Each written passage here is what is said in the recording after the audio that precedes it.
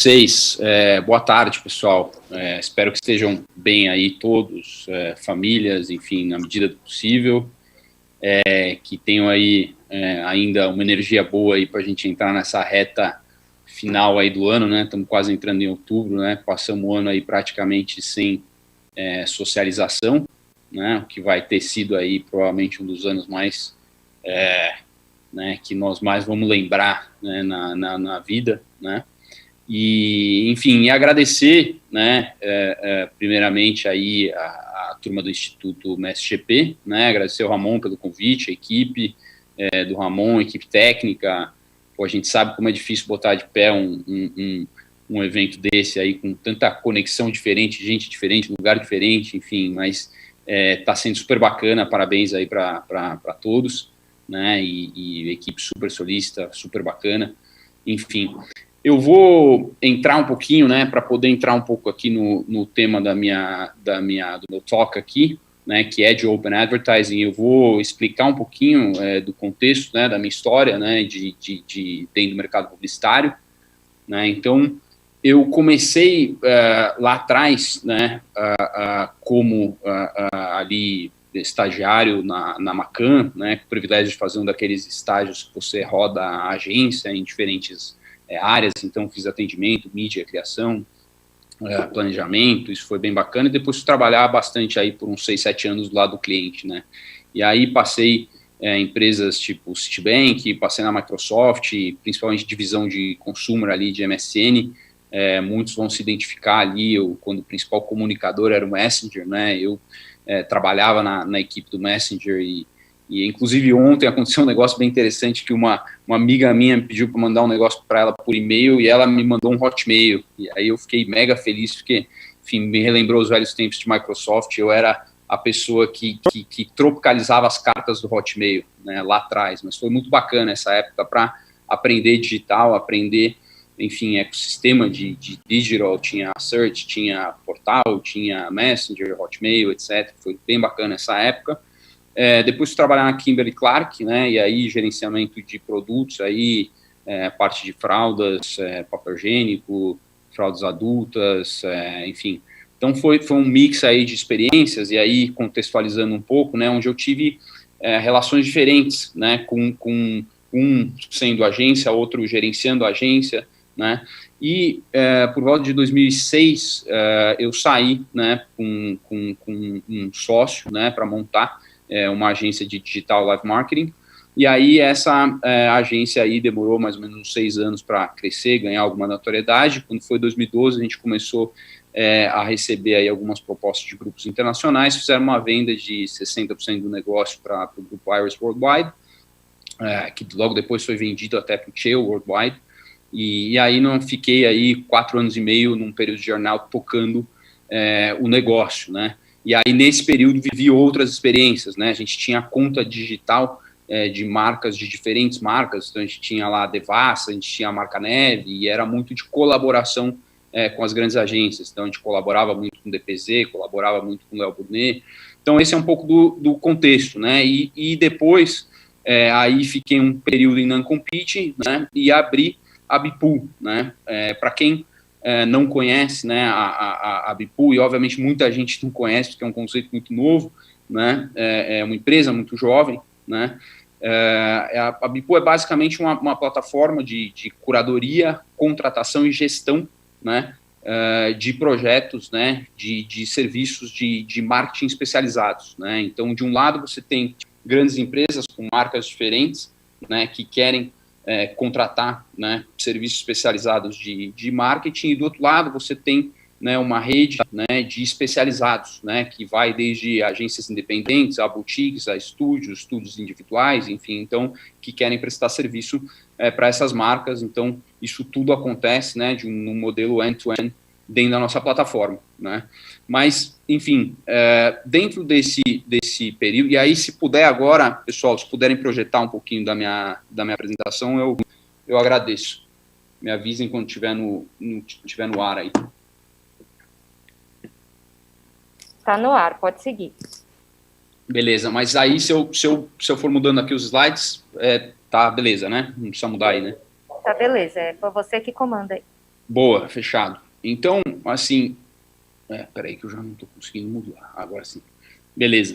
Então, assim, nesse período que eu tive aí de depois da venda da agência, num período de non-compete, eu comecei a fazer uma reflexão sobre o mercado, sobre os modelos que eu tinha vivido, né?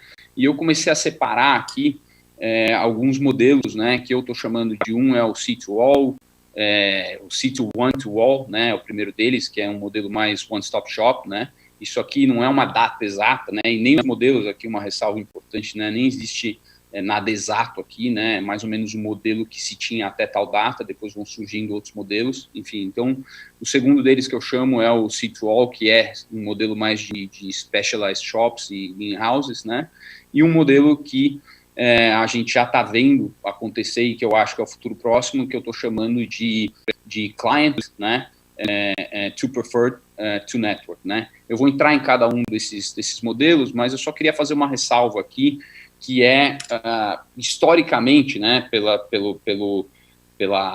pesquisas e pelas conversas, né, que eu, obviamente essas opiniões aqui, na verdade, são contexto meu de histórico e vivência de mercado, né, de praticamente aí 20 anos de mercado publicitário, né, com basicamente muitas conversas que eu tive, né, com diferentes stakeholders de diferentes companhias, né, então áreas de procurement, áreas de marketing, donos de agências de rede, enfim, então é um apanhado de tudo de todas as minhas conversas aí, né, mas o mais importante aqui é dizer o seguinte, que não necessariamente, não pode olhar essa história como, por exemplo, não, chegou o modelo tal que toma o espaço do modelo X. Normalmente o que acontece? Os modelos novos eles vão chegando e vão aperfeiçoando os anteriores e vão coexistindo, né? E isso que gera, né, o aprimoramento, a melhoria do mercado, né? Então isso que é bacana. Mas entrando um pouco no primeiro modelo aqui, né, o que a gente fala, olha aqui, né, um modelo mais tradicional, né, onde basicamente o cliente ele vai na agência, né? Essa agência pertence a um holding group, esse holding group normalmente tem um alinhamento global com esse cliente, né? E aí, obviamente, as demandas entram através de um só canal, né? E aí são distribuídas dentro da agência e dentro dos fornecedores da rede da própria agência, né? Inclusive, às vezes, a própria produção, né? E aí fica daí mais a relação do veículo com a própria agência, né? Quando a gente olha um pouco para o detalhe desse modelo, né, as características são, né, a arquitetura é mais fechada, né, o modelo de remuneração acaba sendo mais fees, comissões, rebates, né, dos próprios veículos, né, e a gente olha, por exemplo, que obviamente existe uma conveniência enorme para os clientes, né, puta, você entra lá, você pede, é um one-stop shop, né, então isso tem um valor enorme para o cliente, na rotina do cliente, né, de como que, né, você gerencia, né, a execução das campanhas e tudo isso, né? Depois, tem algumas coisas, por exemplo, com compromisso de resultado. Essa aqui, obviamente, tem gente que questiona isso, mas, enfim, a visão, né, do modelo é que quanto mais o cliente cresce, mais ele fatura e o percentual de AMP aumenta e aí, consequentemente, aumenta a remuneração da agência. Então, existe um tie de longo prazo com a empresa, né? Um vesting de longo prazo, né?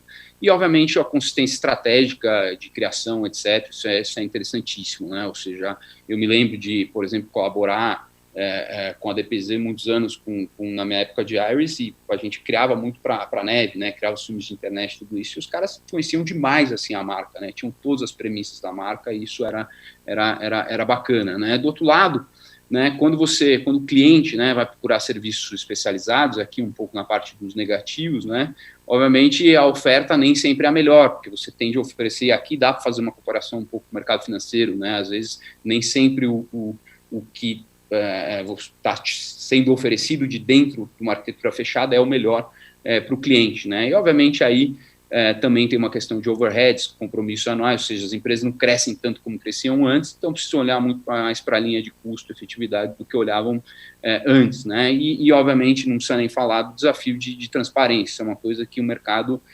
volta e discute isso constantemente, né? Passando para o próximo modelo aqui, né, estou acelerando um pouquinho para poder falar da última parte, que acho que é a mais interessante, né? O que a gente vê, né? A gente vê um modelo, né, aonde, né, e aí isso daí é mais próximo modelo atual, né, onde o cliente tem aí diversas fontes, né, de compra, né? Então, o cliente, ele vai em diferentes especialistas e exerce, né, uma gestão e uma compra em diferentes especialistas, né? E aí você tem também nesse modelo o surgimento das in-houses, você tem, né, dentro das agências os teams mais tailored, né, para atender demandas específicas. Então, cria-se lá o núcleo de healthcare, por exemplo. Então, isso é um negócio, é uma evolução também de mercado e também uma linha aí, que é uma linha pontilhada já para o veículo, ou seja, o cliente começa a ter uma relação mais forte, mais estratégica com os veículos, né? Então, detalhando um pouco mais disso, né, o que você tem, né? Você tem o cliente exercendo múltiplas escolhas, você tem aí um modelo que predomina um pouco mais o homem-hora, né? Você ainda continua, obviamente, com comissões e rebates, né? Mas você tem de forma geral, você tem uma qualidade melhor nos serviços especializados, menos overheads, né? Você tem, no final das contas, quando você está contratando abertamente, né? Você tem menos intermediários, você tem menos peso de overhead na história toda, né? Então, uma variedade boa de opções, né? O que não tão bom, né? Ou seja, você como cliente, você tem que gerenciar múltiplas empresas, o que dá um trabalho, os clientes sabem e falam que isso dá um trabalho enorme, né? Você tem, né, uma melhora em transparência, mas ainda continua sendo um problema, e obviamente você tem lá os riscos de consistência. É difícil manter a consistência quando você tem tanta gente diferente, gerenciando tanta gente diferente, né? Então, basicamente é isso. Passando aqui um pouco para o que, na minha visão, né, aí está acontecendo no mercado em termos de questionamentos, né? Esse aqui é um cara que chama Avi Dan, né, de uma consultoria muito voltada para relações entre agências e clientes, né? Ele trabalha globalmente ajudando grandes clientes a selecionar agências, né? E ele tem uma frase aqui, eu não concordo com tudo que ele fala, mas tem determinadas coisas, determinados posicionamentos dele que eu acho muito interessante, né? Aqui o que ele fala é que quanto mais corporativização, né, na empresa de advertising, né, e menos, né, empreendedorismo, né, mais você agrava possíveis crises entre clientes e agências, né? Ele tem uma posição muito interessante que ele fala o seguinte, a melhor relação de que, assim, né, cada um pode fazer aí pode tirar sua conclusão, mas assim, né, e ter sua opinião, mas assim, ele fala que quanto mais as agências são lideradas pelos próprios criativos, né, mais você tem o cliente tendo o que ele precisa e não o que ele acha que precisa, né? Então isso é bem interessante na visão dele, né? E aí um pouco, né, detalhando um pouco aqui do que né, basicamente algumas tendências, né, detalhando um pouco do que a gente vê acontecendo, né? De um lado você tem, né, uma fragmentação de mercado, ou seja, quando a gente olha nos últimos 5 anos, você tem centenas de hot shops, boutiques, estúdios independentes que se formaram, né? E esses estúdios, essas boutiques se formaram por profissionais de altíssimo nível, saindo em altos cargos das grandes agências, né? Depois você tem, obviamente, uma fragmentação de meios, que não é novidade, ou seja, quanto mais você fragmenta o meio, quanto mais você tem novidades em meios e mais pressão pela aplicação de novas tecnologias, mais oportunidade para serviços especializados que se abrem, né? Depois você tem uma questão de questionamento de modelo, né? Você tem algumas relações que são muito complicadas de se resolver, onde você tem o cliente de um lado cortando FIIs, cortando comissões, né? Você tem as agências do outro lado falando o seguinte, tá difícil então de reinvestir em talento, né? Gera uma sobrecarga em equipe, o que impacta diretamente o trabalho, né? A qualidade do trabalho. Então você fica num ciclo, né, difícil de sair, né? Outro ponto é propósito, ou seja, a gente sabe que nas gerações mais novas você tem uma tendência maior, né, de alinhar propósito com o trabalho, né, mas e com propósito de vida, etc., mas isso já né, tem sido cada vez mais forte uma realidade nas gerações de liderança de mercado, né, tanto do lado dos clientes como do lado da indústria criativa, né. E aí, andando um pouco mais aqui na apresentação, você tem uma propensão ao novo, ou seja, os clientes estão muito pressionados por inovação, velocidade, por custo, isso faz com que eles abram a cabeça para modelos mais novos, né? E você tem, obviamente, com toda a pandemia, uma aceleração, né, e aqui acho que tem uma mudança aqui de chave, que é assim, mesmo as reuniões importantes, decisivas e com agora são aceitáveis de serem feitas virtualmente, né? Isso faz uma diferença enorme, porque você consegue gerenciar projetos de alta complexidade e relevância estratégica de forma, enfim, remota, né? Então, e aí, tudo isso, né, para trazer, né, um modelo, né, que na minha cabeça é um modelo que, né, na minha cabeça não só, né, mas dentro, né, de todas as conversas que eu andei fazendo com o mercado, com diferentes stakeholders, né, qual que é a visão, assim, do modelo que está começando, né, a se formar, né, e que, obviamente, vem, como eu expliquei no começo, não é para repor modelos anteriores, mas é para coexistir, para aprimorar modelos anteriores e, de certa forma, já está começando a acontecer, né, mas ele é um modelo aonde você, predominantemente, né, a gente fala de Open Advertising, a gente fala o seguinte, que o cliente, né, tem o que ele chama de Preferred Partners, né, e aí esses Preferred Partners, eles são normalmente alguém de estratégia, né, podendo ser um consultor, podendo ser uma empresa, podendo ser uma boutique, ou podendo ser uma empresa de estratégia, enfim, o importante é que há um estrategista que está olhando ali para o negócio, para a estratégia de uma forma geral, né, e de business, não só de marca, né.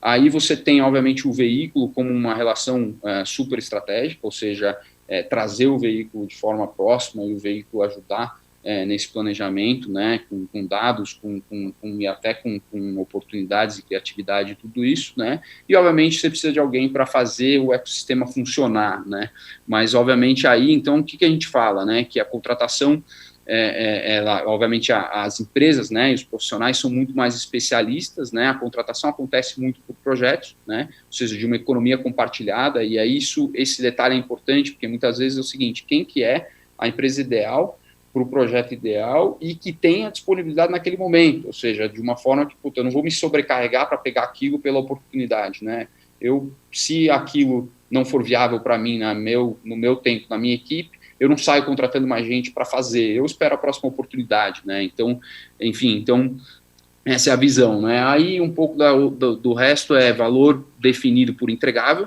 né, então, ou seja, você realmente definir valores pelo que se faz, né, escolher parceiros, né, preferenciais, isso eu já falei um pouquinho antes, né, trabalhar, e aí entra um pouco, né, ou seja, de você conseguir trabalhar com múltiplas empresas dentro de um mesmo projeto. Então, você imagina que você tem múltiplos grupos de holdings, donos de empresas, essas empresas de diferentes holdings colaboram no mesmo projeto, né? E isso é o que entrega, né, o maior valor para o cliente, ou seja, ter o time certo, o projeto certo, na hora certa, né? E aí, obviamente, entra uma parte de tecnologia, né, que viabiliza toda essa colaboração, né? Então, tudo isso acontece em ambientes, em ecossistemas, né, de colaboração, de produtividade, gestão de conhecimento, ou seja, para que tudo flua da melhor forma, né? E a última coisa aqui é uma tendência, assim, como é que você amarra as pessoas, né, no vesting, como é que as pessoas estão interessadas,